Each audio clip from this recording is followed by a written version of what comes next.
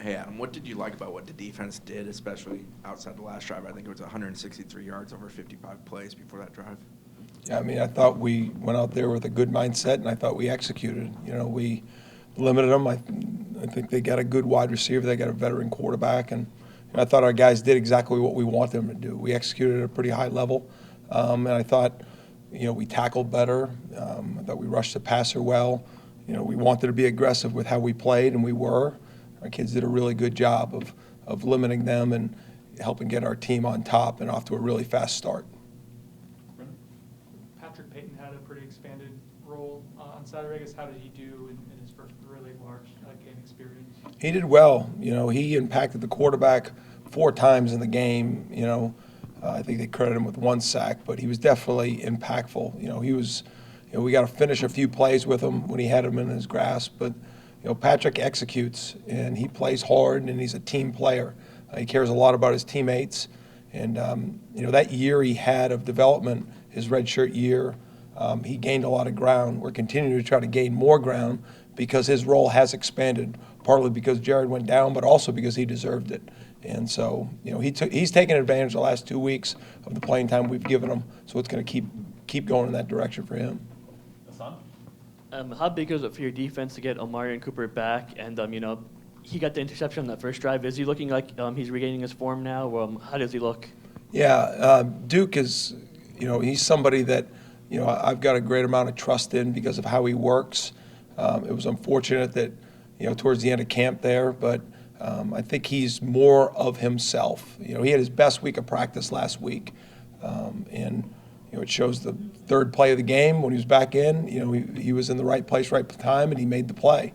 And so, you know, I think he's back to form, and it's important because we're going to need him this week to play at a really high level. But I got no doubt that Duke's got all the confidence in the world, and it's been earned because of how he's gone about preparing, and he's got a high standard for himself. And you know, we need a big week out of him.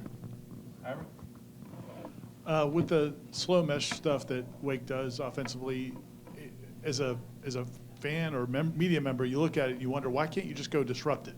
Like, why do you have to? What's the mentality, and are there different approaches to it defensively? And not to ask what you're going to do, but have you seen things that work against it?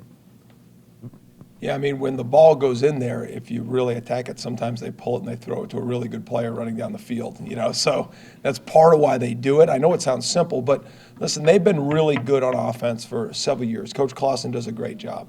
And, you know, why are they really good? Well, they play with really good tempo, so they keep it playing at their pace. They execute at a high level. And they've had good perimeter players, and they've had a quarterback that has delivered it, so they've won one-on-ones. You know, so not to break it down to simplicity, but their tempo, their execution, and their one-on-one matchup of how they play has been really favorable for them on offense the last couple of years. And this year, really, nobody's really gotten in their way enough. And so, you know, we played against them one time last year, and you know, that game didn't start off the way we wanted it, and you know, there were a lot of factors in that. And you know, it'll be a challenge, but you know, I like our team. Kind of, I guess, along those lines, what do you think the 4-quarter performance really from the defense can do for the confidence? I'm sure you're just looking at the one game, but the next 3 all against some pretty talented offense. What do you think the BC game, the performance there can do for the confidence of the group going into that stretch coming up? Yeah, I don't think they've ever lacked confidence. You know, I think it's stretches we played really good, and then there's been some stretches that we wish we could play better. But I think we had a complete game. I mean, started with the kickoff return. You know, then it went to the takeaway on the first series on play 3. Then our offense scored, and we stopped them again. I mean, that's part of playing good football, you know. Everybody plays off of each other. Hopefully it's all positive from all 3 levels on the team. But, you know, when the offense needs us, we've got to play at a high level and vice versa. So, you know, I think our guys, you know, it was good to have a game like that. That was our plan, and it's always good when you stick to the plan. That's the only time I've watched Wake play. I assume you've watched more than the one game. But is that what they're going to do a lot of, that you know going in? They're looking for one-on-one matchups outside, and they will literally just throw it up. And if the kid makes the play, he might get interfered with. But is that as big a part of their offense as it was on Saturday against Clemson, or was that more of a specific Yeah, I scheme think that Clemson was running? when you watch the game against Clemson, right, and Clemson was being aggressive with them, and they were able to throw the ball. Well, then once that happens, what do? You give more help to the perimeter players, and next thing you know, the run game started to open up more for them. So I think if you look at them statistically, yeah, it favors, there's more throwing yards, but typically, unless it's an option offense, most offenses have a little bit more total yardage in the air than they do the ground. But the really good offenses are productive in both ways.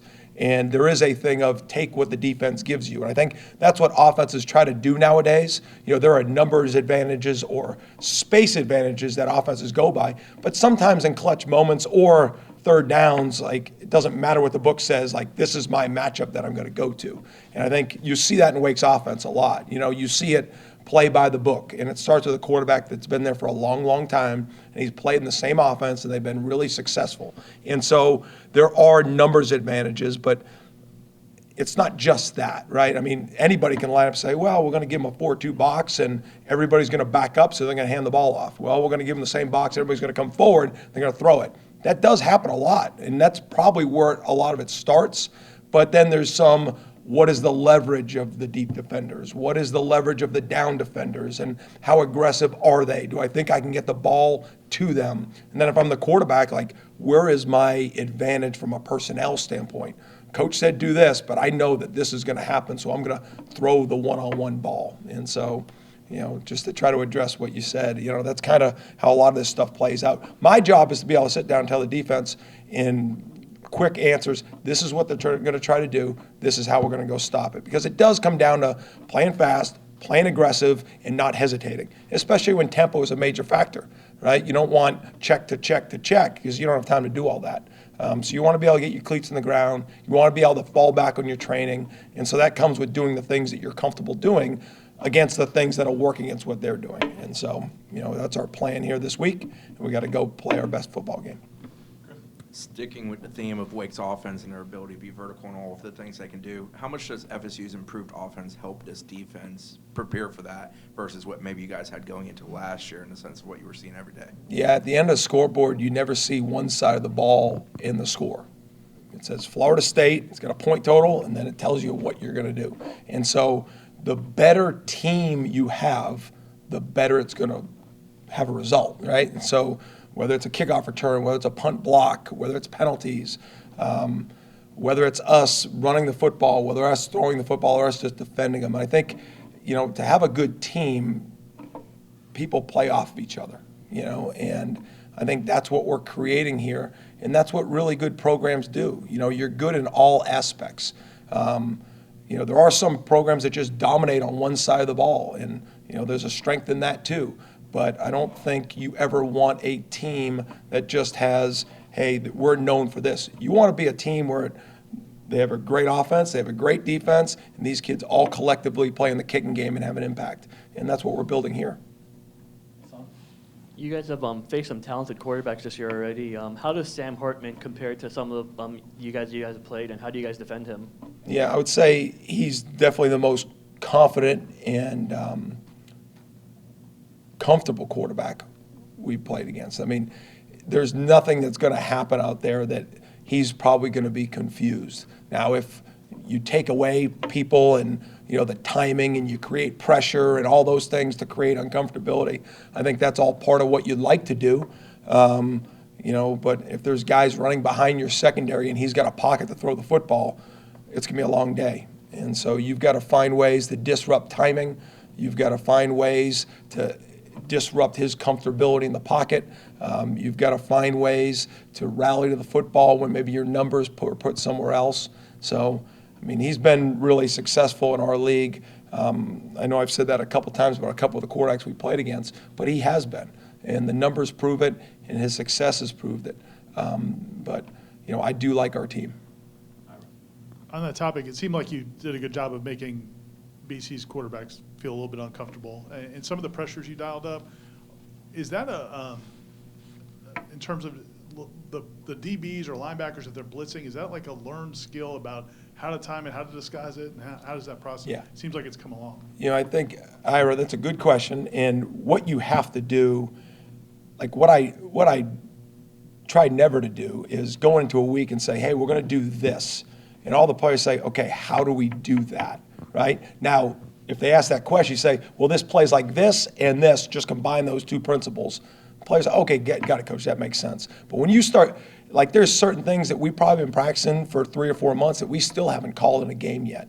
And that's ideally how you want to develop a defense or an offense. You want to continue to mature things and work on things and tweak things so it's gone through the experiences of the players and they have confidence no matter what happens. There were things that we called on Saturday that we've been practicing for 3 to 4 months, and maybe we'll do it out of a different front or maybe it'll be done out of a different defensive personnel group. But I think that's how you become really good. And you have certain concepts that your guys feel super comfortable with. You're able to put those concepts with different title pages so it looks different to an offense, but your guys feel confident in the adjustments or the reactions. And then the second part of that is just to become good blitzers, you have to blitz in practice, and you got to be able to do it in full speed and not say, well, what if this back flares? What if this tackle veers? What if this quarterback rolls at me? What if there's option? And all those things, so a guy doesn't blitz slow, because anybody in the stands can watch a guy blitz and say, wow, that guy looks fast, or he looks unsure. And if you're going to bring people aggressively, you can't have a lot of what ifs. They've got to be trained that way. So you've got to practice it. You got to practice against full speed looks. And so, we have blitz circuits. We have things that we do against our offense. We have things we do against scouts. We have things we do in walkthroughs. And all of it's to try and build the confidence so when it's called out there on Saturday night that it looks fast and it looks clean. I've got 2 questions, so bear with me, forgive me. The first one is, how much does it help your DBs this year? Because you're going up against some guys this week. Wake Forest has some dudes out wide that can play. That you have the receivers you have in practice that they have to go up against and try to win one-on-one battles against. How much does that help them preparing for a game like this? Yeah, I think success breeds success. Iron sharpens iron, however you want to say it. But it is important. Listen, there's no bigger fan of our wideouts in practice than me. Like, if you want them to go, if you want your DBs to step up the competition and you want your D-line to play well, like, it's important that the other side, and vice versa. And it's the same thing. I mean, true competition is about trying to be your best, right? I know that's a line that we use around here, but it's critical to understand that. And, if you're a true competitor, when you go out there Saturday and you're dominating an opponent, yeah, you're excited about it, but you're a little bit let down. You want people to push you. Because that's how we all become better. And so at those moments in those games, like, listen, we don't want anybody on an opponent to be hurt or injured, but you want their best. Because at the end of the day, you want to do things that you never thought you could. And that only happens based off pressure, application, what's being put up against you. And so, the wideouts that we brought in here, the wideouts that we have developed, because it's not just about recruiting, sometimes it's about the development too of, Kentron, the way he's showing up and some of the other guys. I think it's definitely helped our secondary be more disciplined, be more fundamental sound. And yeah, that's going to help you play on game day. And then the other question was, what was Saturday night like for you, man? Like, your first year here was a COVID year where you didn't play in front of big crowds, and last year it was not a great start. To feel the energy of this school and this program and that stadium, did you allow yourself to appreciate it all in the moment, even on that kick return? Or are you like, wow, this is really crazy? Or are you too locked in to even care about it in the moment, what the stadium feels like, what the atmosphere feels like? Yeah, I mean, I have an appreciation for history. I have an appreciation for programs like Florida State. And just to be here now in year 3, I think the thing that impacts me as much as the game day atmosphere is just, how it makes people around Tallahassee feel. Listen, I'm a dad. I have kids that go to schools, and my wife lives in this community. I mean, we're part of the community. And just to hear people, how excited and appreciative they are of how we're playing and the impact that has on others, that's what means the most to me. Yes, 80,000 crowd noise, I love it. When we return the kick, yes, I'm excited, but I have all I'm caring about is the kickoff team and P and 10. Like, that's where my mind goes in the moment. But just the campus, going to a Little League field where my son has practice, and, just the support around here. I mean, I go back to that game down in New Orleans. I mean, when you can't get in the hotel the night before a game because the fans just want to see your team, I mean, that's what Florida State is. I mean, that's what, this whole fan base, the university, and all of it is all about. And yes, it's a special place, and something I don't take for granted. That was a really good answer. I was going to ask you a question, but he wanted to let you walk it off. But I'm gonna stand in your way here. And then you Yeah, jumped in well, front of him. Yeah. that's what I do. I'm on brand, coach. Good job. Yeah, I'll take another. Yeah.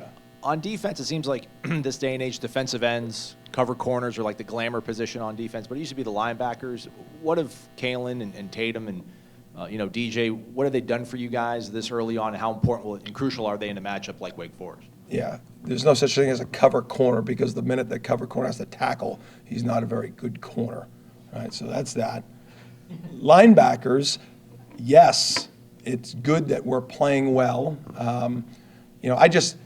You've got to be able to run nowadays, and we've started to bring that room to a point that we have really good athletes that are really good tacklers, and they're physical football players, and they're smart. And I thought Kalen had one of his better games. You felt his energy, you felt his space ability to make plays.